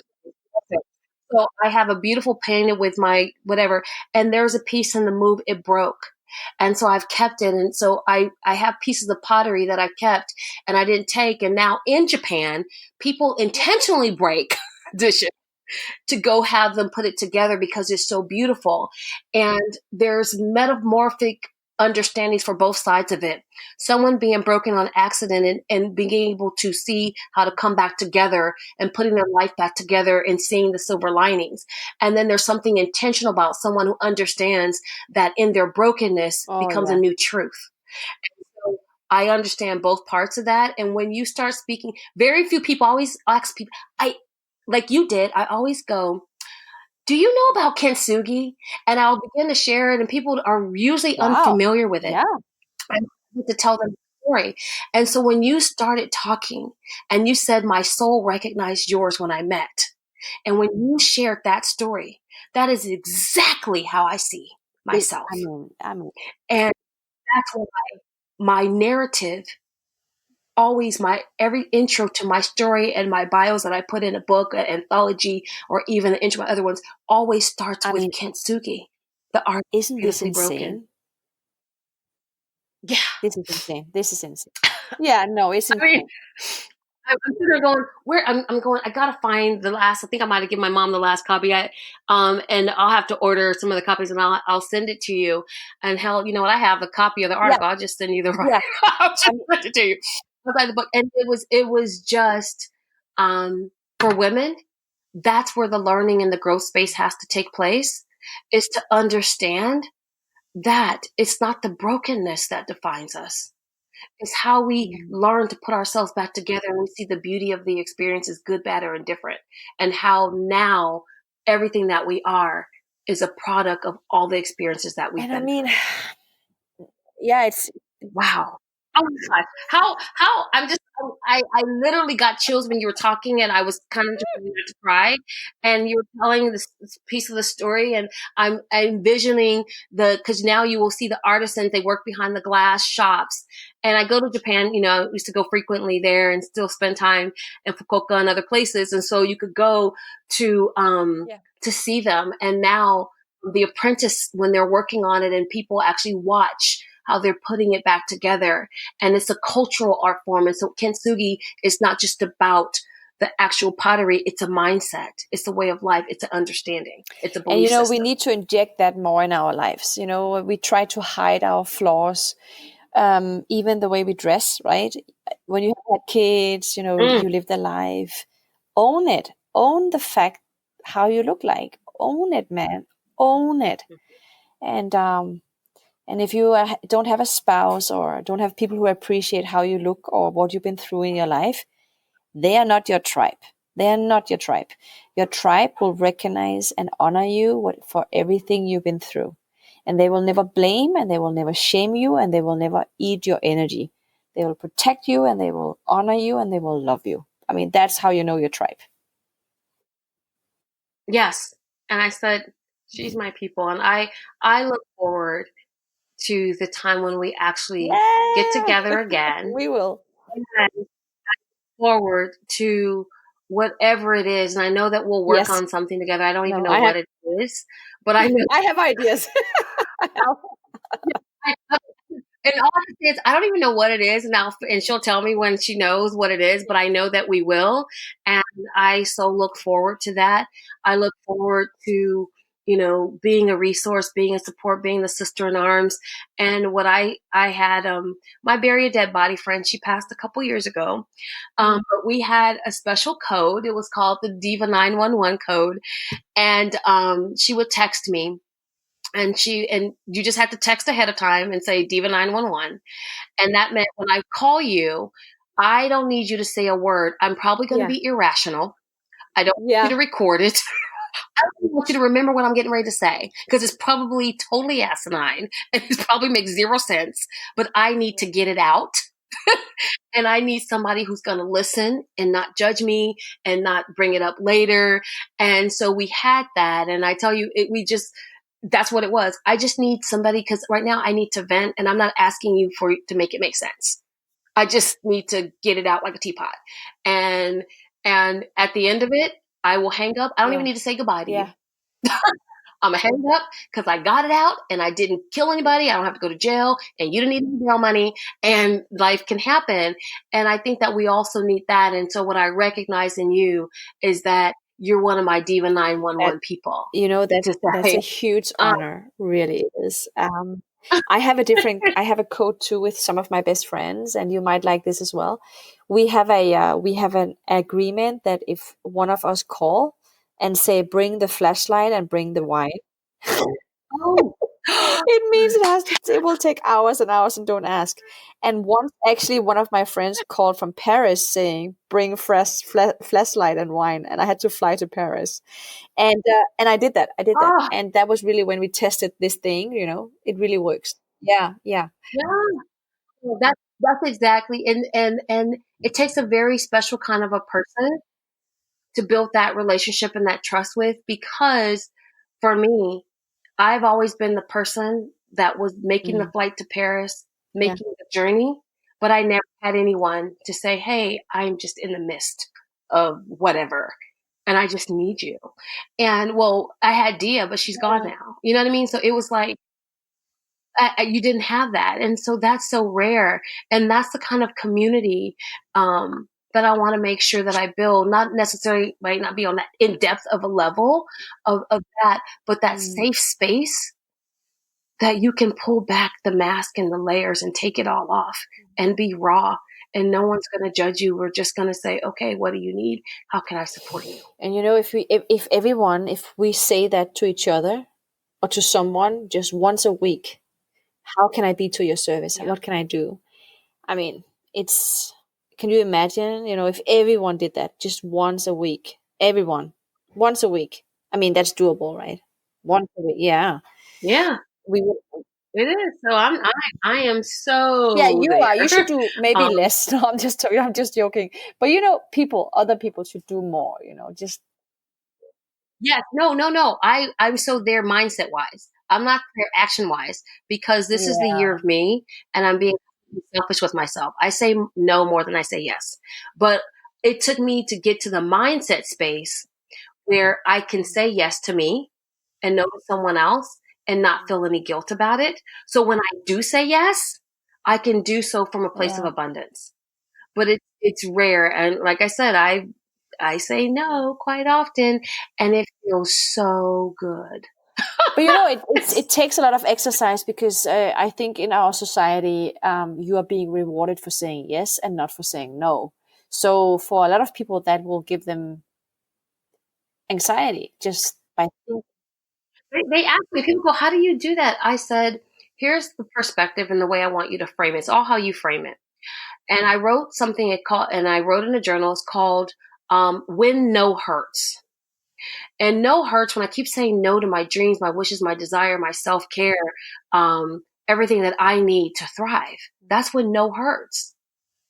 And until I can really love myself and teach other people to follow, then again, I'm going to stay in a state of pain. But what I really want is a state of peace. And so, how can I get there? It's by learning to say yes to me. I said, so I want people to understand that I know that don't think of me as saying no to you. Think of me as saying yes to me. And if that helps you reframe the way that you Mm. respond to my answer, then so be it. But regardless, I am not apologizing for loving myself on Never, purpose with purpose. never, no. This is the year of yes to us, and yeah, that is what it is. It is. It is. And so I don't know when or whatever, but I know we'll have to continue this conversation. I guess it's going on like 2 hours. Like people are like, did she go? But I'm like, well, I don't. I'm not apologizing. This is probably the most amazing. This is the model of what this show is supposed to be about. And I say that because I've done other conscious conversations, and some are like this, and there's one or two where I feel like it's like pulling teeth and I'm watching the clock just to hit 15 minutes to Yeah. cut them. You know what I mean? Like, okay, we're done because there's no engagement, there's no interaction, and there's no connection because in their mind, they're still wanting to have an interview and I'm looking for a conscious conversation.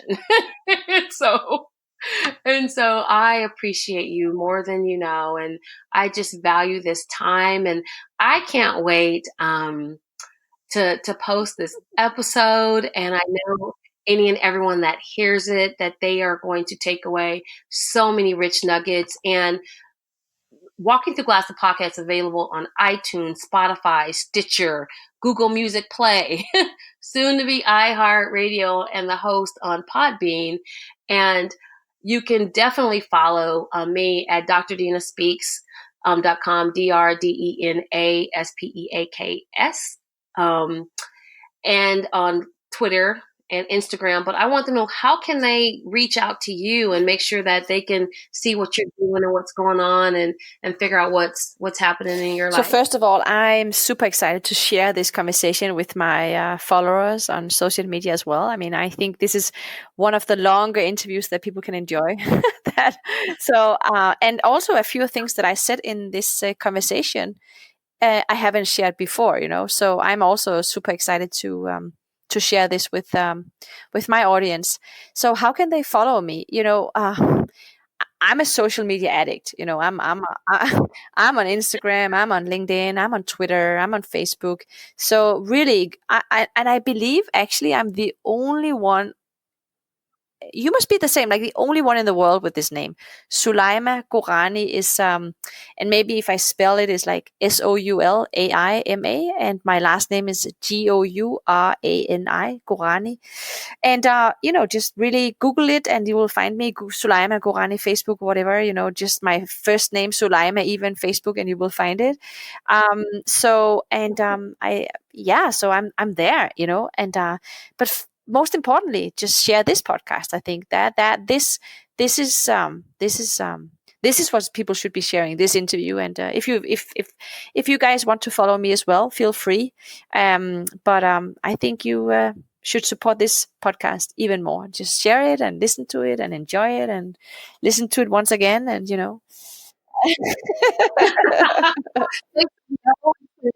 and invite some friends, have a party. They can actually do a book study off of this. Yeah, totally. And I honestly will say this goes down as the longest. I love that. That I've ever done on either side. And when I say the time went by so fast, that I was like, oh, yeah, where's the time go? And I can't wait for you to come back. And who knows what you'll get like the next time. Because I feel like this is definitely my soul sister, no pun intended. and I appreciate you, and I look forward to everything that's coming. And you guys stay tuned for what's probably going to be coming. She'll let me know what we'll be doing, and within 2020 or beyond, because 2019 the goals are set. But yes, absolutely. Thank you so much for coming on. I appreciate you, and I am so honored by your presence. And all I can say is like, that's a wrap for this episode of Walking Through Glass, the podcast. Again, thank you so much for having me on your show, and thank you for giving me so much time and space and patience, with everything I had to say. And God bless you. I mean, protect you, I think, for many reasons. I think, we need more people like you, and what you're giving to the world is just very special. So thank you for having me on your show. Thank you. All right, guys. So you heard it here. You heard a lot. So share, listen, be inspired, empowered, and transform your life today. Real talk.